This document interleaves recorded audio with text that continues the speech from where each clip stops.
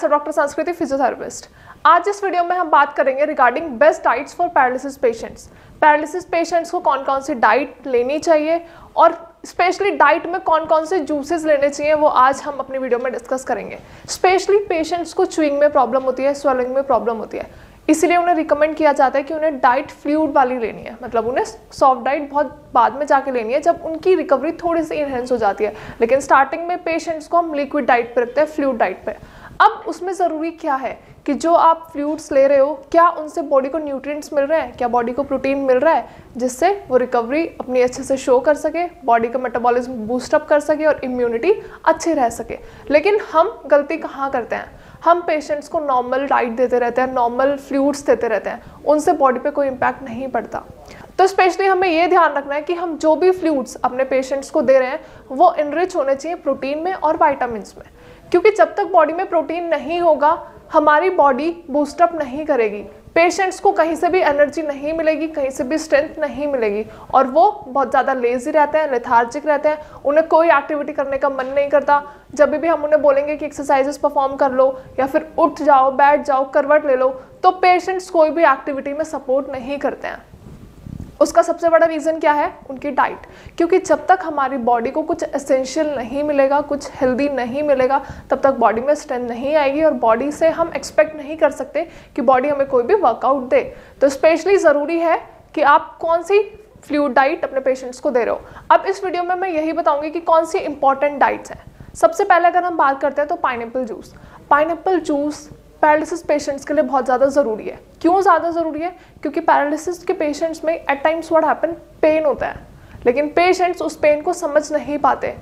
अगर progressive stage में है पेशेंट, अगर उनकी रिकवरी हो रही होती है या फिर उनकी पैरालिसिस की कंडीशन बहुत ज़्यादा सिवियर नहीं है, लाइक उनकी हाफ बॉडी पैरालाइज्ड है या फिर सिर्फ उन्हें पैरालिसिस है, पैरालिसिस मतलब बॉडी में वीकनेस बहुत ज़्यादा है, मतलब हाथ पैरों में मसल्स में वीकनेस आ चुकी है, तो ऐसी कंडीशन में पेशेंट्स को पेन फील होता है, तो उसमें हम प्रिस्क्राइब करते हैं कि गो फॉर पाइनएप्पल जूस। क्योंकि पाइनएप्पल जूस में एक एंजाइम होता है ब्रोमिलेन, वो एंजाइम बहुत ज़्यादा हेल्प करता है पेन को रिड्यूस करने में। तो हमें पेशेंट को thrice a day juice advice करनी होती है। आप हाफ ऑफ द कप या फिर 1 कप जूस ले सकते हो, वो बहुत ज़्यादा हेल्दी होता है, पेशेंट को पेन रिलीव करने में भी हेल्प करता है और स्ट्रेंथनिंग भी बॉडी के अंदर आती है। इसके अलावा और क्या क्या हम पेशेंट्स को दे सकते हैं? स्पेशली अगर हम बात करते हैं नॉन वेजिटेरियंस की, तो नॉन वेजिटेरियंस जो होते हैं उनको अपनी डाइट हमेशा से हेल्दी लेने की आदत होती है, तो उनकी बॉडी उसी के अकॉर्डिंग ढल चुकी होती है कि उन्हें अपनी डाइट में कुछ सॉलिड लेना है, कुछ हैवी लेना है, बहुत ज़्यादा प्रोटीन जिसमें हो। तो हम इन पेशेंट्स को प्रिस्क्राइब करते हैं चिकन सूप। चिकन सूप बहुत ज़्यादा हेल्दी होता है, बहुत सारे न्यूट्रिएंट्स हमें इसके अंदर मिलते हैं, vitamins, vitamin B12, vitamin C, vitamin A, हमें बहुत सारे ऐसे विटामिन्स हैं जो हमें चिकन सूप में मिलते हैं। अब होता क्या है, बॉडी एकदम लेजी है, बॉडी एकदम वीक है, कोई स्ट्रेंथनिंग नहीं है, कोई पावर नहीं है, कोई एंड्योरेंस नहीं है, तो हमें बॉडी को बूस्ट अप करने के लिए, उससे उसकी एक्टिविटीज़ वापस से लेने के लिए हमें ऑब्वियसली बॉडी में कुछ हेल्दी चाहिए। तो इसीलिए चिकन सूप बहुत ज़्यादा रिकमेंड किया जाता है पेशेंट्स को कि आप चिकन सूप लीजिए, क्योंकि एटलीस्ट अगर आप लिक्विड पे भी हैं, अगर आप लिक्विड डाइट पे भी हैं, तो आपकी वो लिक्विड डाइट भी इतनी स्ट्रॉन्ग होनी चाहिए कि उससे आपकी बॉडी को नरिशमेंट मिले, उससे आपकी बॉडी को प्रोटीन मिले। एक्सेप्ट चिकन सूप अगर हम बात करते हैं तो देन कम्स वेजिटेबल सूप। अगर हम बात करते हैं वेजिटेबल सूप की, तो वेजिटेबल सूप बहुत ज़्यादा इनरिच होता है प्रोटीन में, और क्योंकि बॉडी की रिक्वायरमेंट है हाई प्रोटीन डाइट, तो इसी वजह से हम ऐसी वेजिटेबल्स का यूज़ करेंगे, ऐसी वेजिटेबल्स में से जूसेस को एक्सट्रैक्ट करके पेशेंट्स को देंगे, क्योंकि उनके लिए इम्पॉसिबल है खाना। तो जब हमें पेशेंट्स को ऑलरेडी लिक्विड डाइट पर रखा हुआ है, तो एटलीस्ट हम उन्हें वो वाली डाइट दें, वो वाले लिक्विड फ्लूइड्स दें जो स्पेशली उनकी बॉडी में प्रोटीन की मात्रा को हाई रखे, ताकि पेशेंट लेथार्जिक फील ना करें, इरिटेटेड ना रहे, और उनका जो भूख है, जो बॉडी की रिक्वायरमेंट है, जो स्पेशली बॉडी को खाना तो चाहिए ऑब्वियसली, तो वो रिक्वायरमेंट भी पूरी होती रहे लिक्विड डाइट से ही। जब भी पेशेंट्स हमें श्रेयास में विजिट करते हैं तो स्पेशली उनका एक क्वेश्चन होता है कि मैम क्या कोई ऐसा सूप या फिर कोई ऐसा जूस है जो स्पेशली वेजिटेरियंस ले सकते हैं?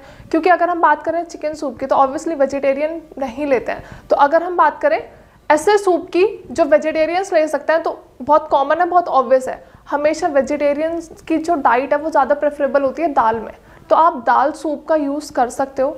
लेकिन कैसे? सूप बहुत ज़्यादा थिक होना चाहिए, उसके अंदर पानी का अमाउंट ज़्यादा होना चाहिए, क्योंकि हमें लिक्विड ज़्यादा रखना है। So patients can go for dal soup. दाल सूप बहुत ज़्यादा इनरिच होता है वाइटामिन्स में, हमारे प्रोटीन्स में, और क्योंकि बॉडी की रिक्वायरमेंट के अकॉर्डिंग हमें अपनी डाइट लेनी है, लेकिन हम एग्जैक्टली में सॉफ्ट डाइट नहीं ले पा रहे हैं, इसलिए हमें बॉडी को लिक्विड डाइट से नरिशमेंट देनी है, स्ट्रेंथनिंग देनी है, ताकि एटलीस्ट पेशेंट्स अपनी एक्टिविटीज़ परफॉर्म कर पाएँ।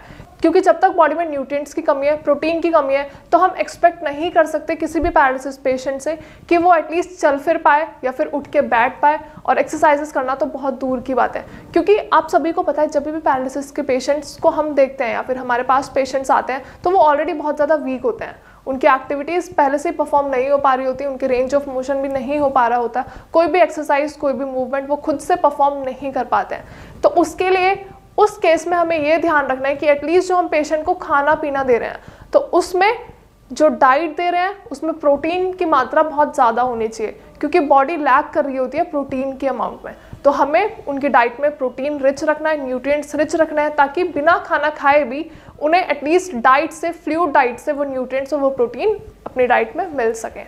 अगर वीडियो के रिगार्डिंग कोई भी क्वेरी है, कोई भी क्वेश्चन है, या फिर आपको कुछ समझ में नहीं आ रहा है, बीइंग अ पैरालिसिस पेशेंट्स कुछ ऐसी पर्टिकुलर चीज़ें हैं जो आपको नहीं समझ आ रहा है, या फिर आप मेडिकेशंस कहीं और से ले रहे हो लेकिन आपको कोई ट्रीटमेंट नहीं दिख रहा है, कोई रिकवरी नहीं दिख रही है, और स्पेशली अगर आपको डाइट से रिलेटेड भी कोई प्रॉब्लम है, एज वेल एज मेडिकेशन से रिगार्डिंग कोई प्रॉब्लम है, एंड एक्सरसाइजेस से रिगार्डिंग कोई भी प्रॉब्लम है, तो आप हमारे डॉक्टर से free of cost directly consult कर सकते हैं, या उसके अलावा आप नीचे दिए गए नंबर पर भी कॉल कर सकते हैं, एंड कमेंट सेक्शन में भी अपनी क्वेरीज मेंशन कर सकते हैं। Thank you so much.